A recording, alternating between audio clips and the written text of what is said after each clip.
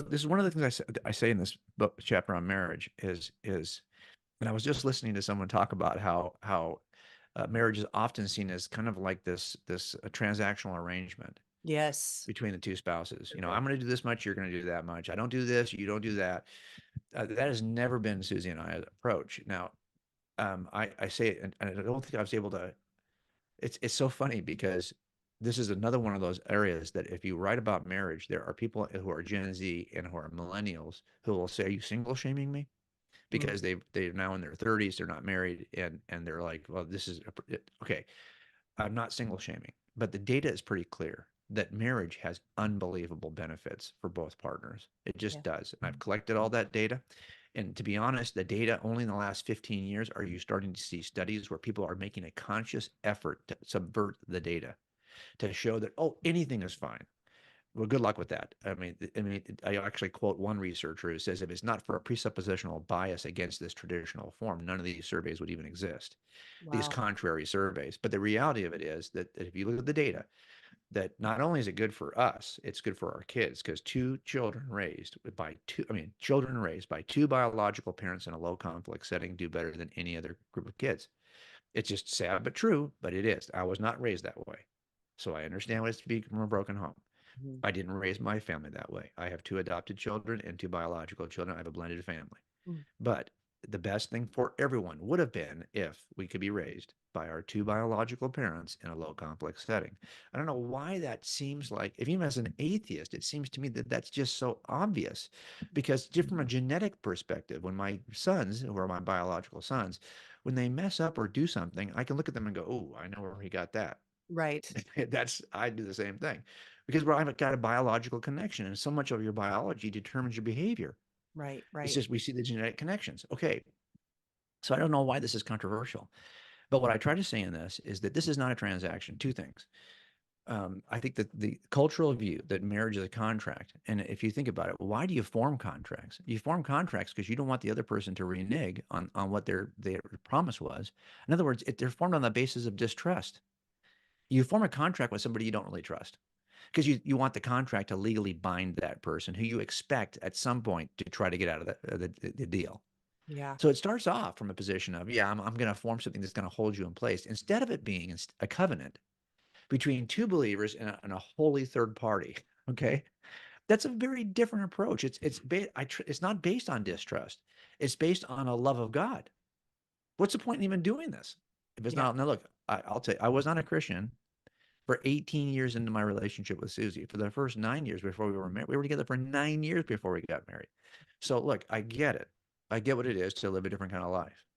But it turns out that accepting the covenant versus the contract is part of this. And secondly, and this is something I tell couples, is that it's not a 50-50 and it's not a 100-100. It's 100-0. Mm. That's the relationship I have with Susie. In other words, my goal is to do what I'm supposed to do to give her all of it with zero expectations in response to that. I have zero expectations from Susie. I want to outperform her. Okay. I want to do it. And if she doesn't respond, I'm not doing it for the response. I'm doing it because it's the right thing to do before God. Now, once I started doing that, she saw it. And it was after I became a Christian.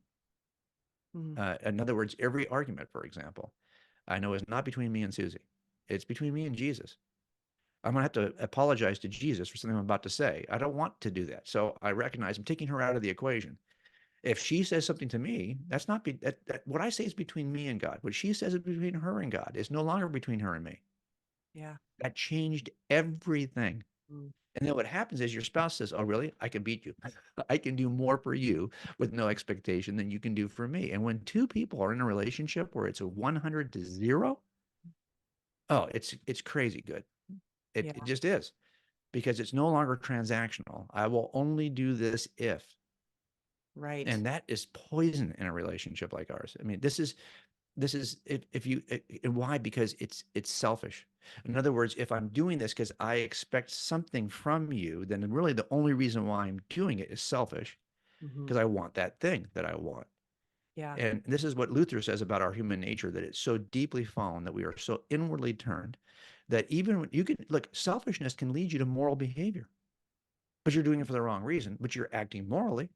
But Right. it turns out you're doing it for selfish reasons. So this is what Luther's argument was, is that even those who do things that are in line with what God would want them to do are doing them for the wrong reason. Yeah. Even that is depraved. Even that has got no value because we're doing it for selfish reasons. And that's true in marriage for sure. Yeah. So we have to take that equation out. It cannot be a transaction. Now, so that means that you have to say, well, as a husband, I'm going to give it all to you. And then as a wife, if you want to take that same approach, you're going to give it all to me. But it means I'm not going to measure whether I got something in return. Now, here's what I think is changing and why our marriage is changing in the culture here in California, at least, is that it's almost impossible for me to take a traditional role. If I said my traditional role, it used to be, especially in an agricultural culture or an industrial culture, that the jobs favored, that men were, based on strength and muscle mass. If that's how economies are running, well, then yeah, then whoever's stronger and has more muscle mass is going to be the probably the more adequate provider. That's changed, and there's no one in California I know of can even own a home on one income. Right. So True. so now everyone, you have two spouses who are basically doing the exact same thing. So we're going to have to renegotiate what it is from a role perspective, even to live, or more importantly, do I really need that house? If I'm going to adopt these roles that I think I'm designed by God to adopt, what is it that is causing me to abandon those roles? A lot of it is economics, Yep. but it's probably not something you need. It's something you want. Yeah.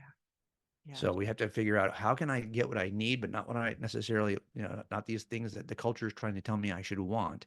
How Yes. do I just live on with what I need? I remember Susie used to always say, at some point, she's got her master's degree in speech pathology.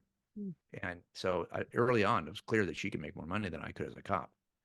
Even though I had a master's degree in architecture, I just didn't think that was going to be a good profession for us as a family. So I walked away from that profession because I just saw it was a workaholic profession to law enforcement that I knew we were going to make a lot less money. So now I didn't even have a car, that my first new car. I mean, you have to change the things you value. Yeah.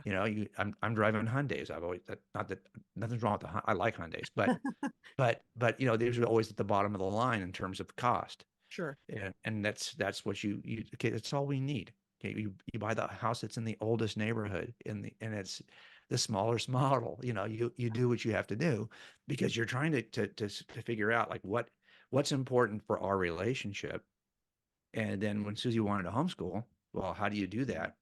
Yeah. That was her desire to do that. So I'm going to have to be able to do this on one income. And so you just figure out how to do that.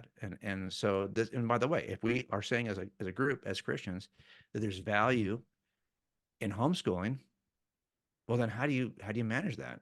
We're going Right. to have to change some things about Yes. how we see what's important in our marriage. Yeah. I've always said too, as Dean and I will be married 23 years in about a week. And I tell people, you learn to be married because you learn each other. Like, but you have to take advice. Like that advice that you give in that chapter and what you've been giving right now is good for couples to remember. It's not 50-50. It's not even because people have changed it to it's 100% and 100%. But when you're thinking it's all of me and I don't have to expect anything from them, that's just going to be tough. But it's good to think of it that way because then it's Mhm. not, like you said, transactional. And I thought Right. that was a great use of words because when you're doing, in the middle of a transaction, you're exchanging one thing for another, value for value, right? If you're buying something, it's money for that object. And that's just not how we should be treating our spouses. But I think that people need to hear these things because they're learning to be married. It's a Yes. long game. It is, and there's two things that are dangerous about it, right? So if it's a transactional relationship, the two things have to happen. One, almost always in a transaction, someone feels they got the better end of the deal, and that's fine when you're Yeah. buying a car. What are you but you're wagering back and forth to get the best price, so you can feel like and go, yeah, I got a good price for this, which means you took that guy for something. That's he's trying to do the same thing to you, and probably he's going to win. But that's one thing. Two, transactions, and if you're keeping records, you have to keep records. Mm. So that Mm. means that in your mind, you're actually have a tally of Yeah. what you've done and what they've done. And if you get keeping tallies, oh my goodness, that's poison. There's Yeah. nothing good that comes out of keeping tallies. Now, here's the danger in it. if I'm going to say I'm going to give Susie 100% with no expectations, and by the way, your expectations determine your level of satisfaction. If you think you're going to a 5-star restaurant and it's 4.5, it's really good, but oh, it's supposed to be 5. Now suddenly you're disappointed by a great restaurant. Why? Because your expectations were high. Mm. So when your expectations are low, suddenly you're just pleased all the time.